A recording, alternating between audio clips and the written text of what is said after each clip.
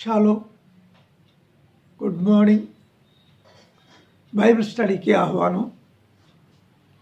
మత్తయి సువార్త 10వ అధ్యాయము 8వ వచనాన్ని చదువుకొని మనం ధ్యానం చేద్దాం. 8వ వచనం, మత్తయి సువార్త 10వ అధ్యాయము 8వ వచనం. రోగులను స్వస్థపరచుడి. ఎన్నటి దినాన్ని చెప్పాను, రోగులను స్వస్థపరచుడి అనే అంశం గురించి చెప్పడం జరిగింది. రెండవది, చనిపోయిన వారిని లేపుడి. కుష్ఠరోగులను శుద్ధులనుగా చేయుడి. దెయ్యములను వెళ్ళగొట్టిడి.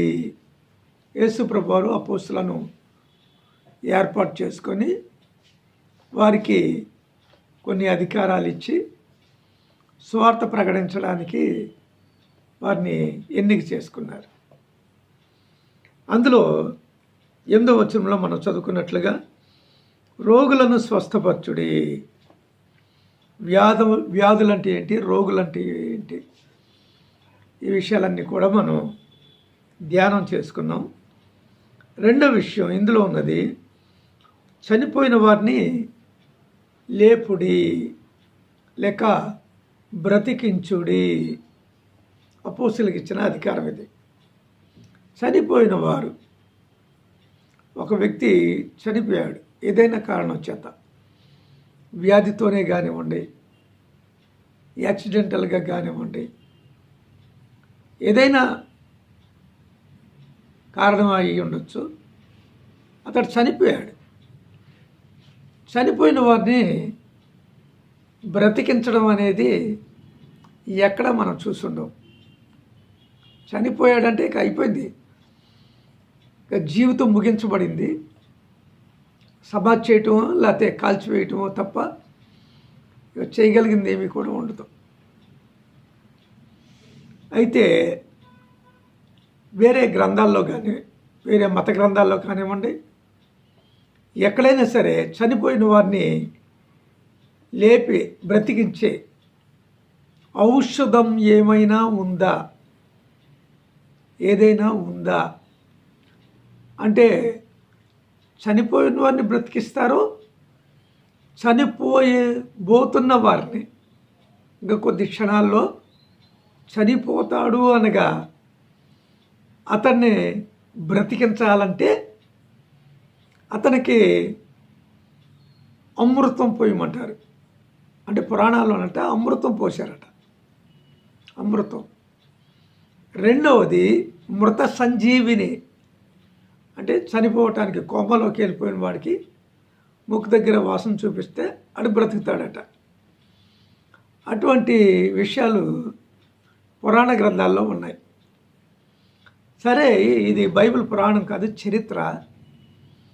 చనిపోయిన వారిని లేపుడి లేక బ్రతికించుడి అని యేసుప్రభు వారు అపోస్తులకు ఇచ్చిన ఆజ్ఞలో వాస్తవం ఏంటంటే, యేసుప్రభు వారు చనిపోయిన వారిని బ్రతికించారు.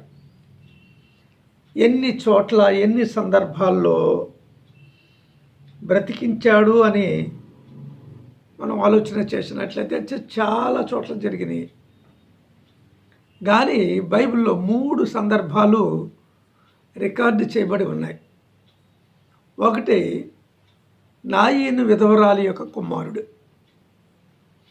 రెండవది, యాయీరు కుమార్తె. మూడవది, లాజర్, బేతనీలోని మరియ మార్తల యొక్క తమ్ముడైన లాజర్. ఈ 3 సందర్భాలు మాత్రం బైబిల్లో మనకున్నాయి. ఆయన బ్రతికించాడు. అపోస్తులందరూ కూడా యేసులో ఉంటున్న అద్భుతమైన శక్తి చూశారు వాళ్ళు. అయితే అపోస్తులకు ఆయన చనిపోయిన వారిని బ్రతికించే అధికారం కూడా ఇచ్చాడు, అధికారం. మరి ఈ అధికారాన్ని తీసుకున్న అపోస్తులు ఎక్కడైనా సరే చనిపోయిన వారిని బ్రతికిచ్చారా అంటే బ్రతికిచ్చారు. ఎక్కడ బ్రతికిచ్చారు అంటే దొర్క అనే ఒక బట్టలు కుట్టే యేసుప్రభు శిష్యురాల్ని అపోస్తుడైన పేతురు గారు బ్రతికించినట్లుగా బైబిల్లో వ్రాయబడి ఉంది. అలాగే యూదుల్లో ఉంటున్న ప్రవక్తలు కూడా ఏలియా, ఎలీషాలు వాళ్ళకుంది ఆ పవర్. ఇక్కడ న్యూ టెస్టమెంట్కి వచ్చేసరికి యేసు ప్రభుకి అద్భుతమైన శక్తి ఉంది. ఎందుకంటే ఆయన దేవుడు కనుక ఆయన ఏదైనా చేయగలడు. ఆయన శిష్యులైన అపోస్తులకి ఆ అధికారాన్ని ఇచ్చి చనిపోయిన వారిని లేపుడి అన్నాడు. చనిపోయిన వారిని లేపుతా ఉన్నారు వాళ్ళు.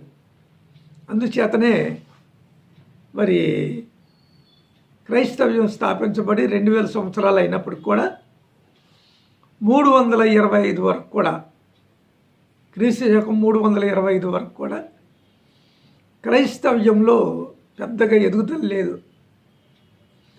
పేదవారు స్వార్థ ప్రకటిస్తూ ఉన్నారు, బలహీనులైన వారు స్వార్థ ప్రకటిస్తున్నారు, విద్య లేని పామర్లు సువార్తను ప్రకటిస్తున్నారు కనుక అభివృద్ధి కనబడల. ఆశ్చర్యరీతిగా మరి రోమా చక్రవర్తి కాన్స్టాంటినోపుల్ ఆయన తల్లి కన్వర్ట్ అయింది ఫస్ట్, తర్వాత చక్రవర్తి కూడా కన్వర్ట్ అయ్యారు. ఆ విధంగా ఆయన రోమా ప్రభుత్వాన్ని, రోమా గవర్నమెంట్ మొత్తం, రోమా ప్రభుత్వం మొత్తం క్రిస్టియన్ కన్వర్ట్ అయ్యారు. మొట్టమొదటిగా క్యాథలిజం అక్కడ ప్రారంభించబడింది. అక్కడి నుంచి ఐరోపా దేశం అంతా, ఆ ఖండం అంతా అది వ్యాప్తి చెందింది. క్రీస్తు శకం 1600లో ఈ ప్రొటెస్టెంట్స్ రంగంలోకి వచ్చారు. మార్టిన్ లూథర్ గారు రోమన్ క్యాథలిక్స్తో విభేదించి ఆయన ప్రొటెస్టెంట్స్ని తయారు చేశారు. ప్రొటెస్టెంట్స్లో కొన్ని వేల అని చెప్పాలో లక్షలు అని చెప్పాలో నాకు అర్థం కాదు. శాఖలు ఇవాళ పుట్టుకొచ్చినాయి. ఒక్కొక్క పాస్టర్ ఒక్కొక్క శాఖ పెట్టేసుకున్నాడు ఒక పేరు. El Shaddai Ministries, Holy Cross Ministries, Bethany Ministries, అన్ని మినిస్ట్రీసే. ఒక్కడే ఉంటాడు, ఆడికి సపోర్ట్గా ఎవరు ఉండరు. వాడొక్కడే సేవకుడు. అదే వాడి యొక్క కొడుకు ఆడ వెనకాల బయలుదేరతాడు. ఇకంతే, ఇంకెవరు సేవకులు తయారు చేయడు వాడు. ఎందుకంటే కానుకలు దశభాగాలు ఆడికి వెళ్ళిపోతాయి కదా, ఆడెక్కడ బాగుపడిపోతాడు.